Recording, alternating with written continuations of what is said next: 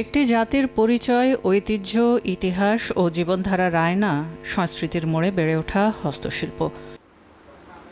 মানুষের রুচি, বিশ্বাস, শিল্পচেতনা আর সামাজিক মূল্যবোধ প্রকাশের মাধ্যম। নকশিকাঁথা, মৃৎশিল্প, বাঁশ বা বেতের কাজ কিংবা লোকগীতি দেশের নিজস্ব বৈশিষ্ট্যকে বিশ্বের সামনে তুলে ধরে। তবে এই পৌরাণিক আভিজাত্য যেন মলিন হতে চলেছে। কারিগরও এটা থেকে অন্যদিকে চলে যেতেছে। যদি কারিগরকে আপনার যদি ভালো বেতন দেওয়া হয় তাহলে না থাকবে, ওদের তো আপনার মনে করেন অন্যদিকে কাজ করলে আরও বেশি পায়। প্রাকৃতিক জিনিস এটা বেশি চাহিদা আছে, কিন্তু আমরা তো রপ্তানি করতে পারি না। হস্তশিল্পের বাজার কেমন? শুধুমাত্র বিশ্বের জনপ্রিয় প্ল্যাটফর্ম আমাজন, ইবে, আলিবাবার দক্ষিণ এশিয়ার তথ্য পর্যালোচনায় দেখা যায়, ই কমার্স মার্কেটপ্লেসে বিপণন ও রপ্তানির সুযোগ নিয়ে গয়না, পোশাক, চামড়াজাত পণ্য, আসবাব, আয়ুর্বেদ ও খাদ্যপণ্যে রপ্তানি করে আমাজন গ্লোবাল সেলিং থেকে ভারতের আয় $20 বিলিয়ন। পাকিস্তানের সার্জিক্যাল ও স্পোর্টস পণ্যে $1 থেকে $3 বিলিয়ন। এছাড়া নেপাল, ভুটান ও শ্রীলঙ্কার চা, রত্ন, কাগজ, পশমি পণ্য ও কৃষিপণ্য ব্যাপকভাবে বিক্রি হচ্ছে এসব বাজারে।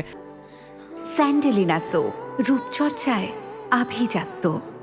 বাংলাদেশের যে কোনো গ্রামে গঞ্জে বসেও যে কোনো মা বোন এরকম বিস্তৃত মার্কেট প্লেস, যেটাকে অবারিত মার্কেট প্লেস বলি, আমাজন বলেন অথবা এই ধরনের যে কর্পোরেশনগুলো আছে, তাদের সাথে যদি লিয়াজও করে দেওয়া যায়, আমার কাছে মনে হয় তারা এটা সুফল কিন্তু ঘরে বসে পেতে পারবে।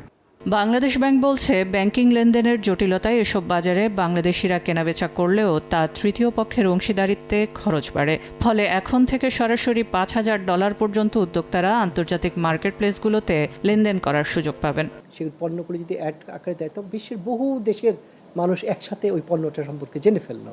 তারপর একটা লিঙ্ক দিয়ে দিল যে ফার্দার জানার জন্য আপনি লিঙ্কে ক্লিক করেন, তখন সেই পণ্য সম্পর্কে প্রচার করতে পারেন।